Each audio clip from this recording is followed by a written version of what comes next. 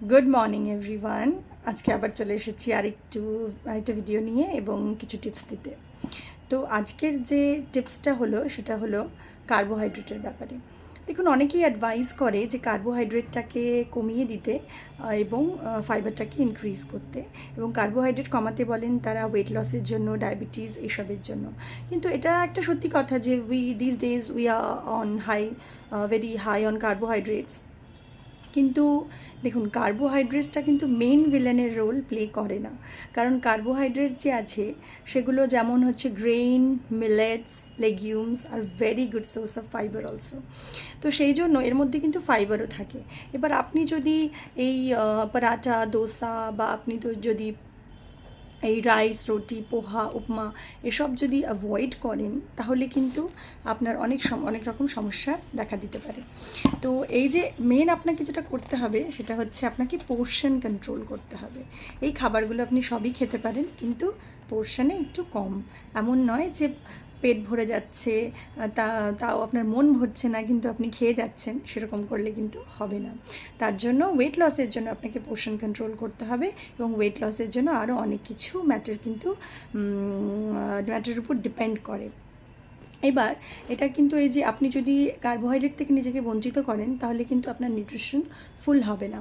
কারণ এতে আপনার বিভিন্ন বডিলি ফ্যাটিগ হবে, এক্স হবে, যেমন হেডএক্স হতে পারে, বডিতে বিভিন্ন জায়গায় পেইন হতে পারে, এবং আপনার পুয়ার স্লিপ এবং ডাইজেশন এর সমস্যায় আপনি ভুগতে পারেন। তার জন্য without carbs, brain also suffers, brain also experiences loss of fuel and brain fog হতে পারে। আপনার ডিসিশন মেকিং যে প্রসেসটা সেটাতে কিন্তু ডিফিকাল্টি আসতে পারে। তো সেই জন্য কিন্তু কার্বোহাইড্রেটটাকে খুব একটা কমালে কিন্তু চলবে না।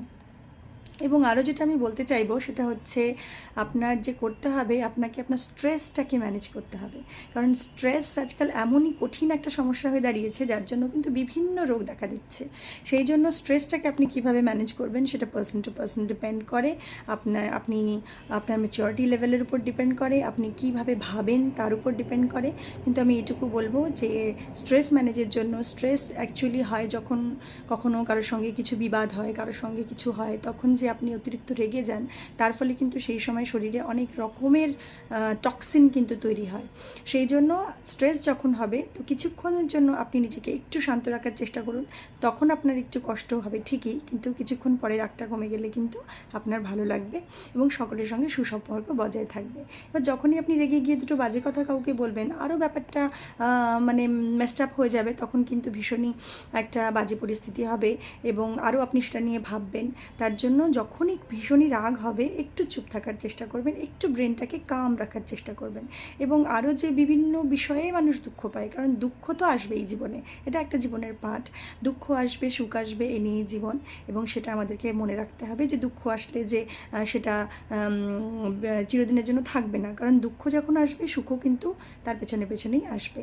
তাই যে কোনো দুঃখই আপনি একটু ভালোভাবে ম্যানেজ করার চেষ্টা করুন। নিজেকে সবসময় একটা পাওয়ারফুল সোল মনে করুন, নিজেকে আপনি ভীষণই হ্যাপি সোল মনে করুন, এবং আপনার বডি যে আছে সেটাকেও আপনি একটা ভীষণই হেলদি বডি মনে করুন। আপনি যখন মনে করবেন যে আপনার বডি হেলদি, আপনি দেখবেন আপনার মনও বলবে যে আপনার বডি অ্যাকচুয়ালি হেলদি। তো এইসব বিষয়গুলো মাথায় রেখে চলার চেষ্টা করুন এবং ভালো থাকুন, সুস্থ থাকুন। ভিডিওটি দেখার জন্য ধন্যবাদ। যদি পছন্দ হয় লাইক অ্যান্ড সাবস্ক্রাইব অবশ্যই করবেন। Bye bye.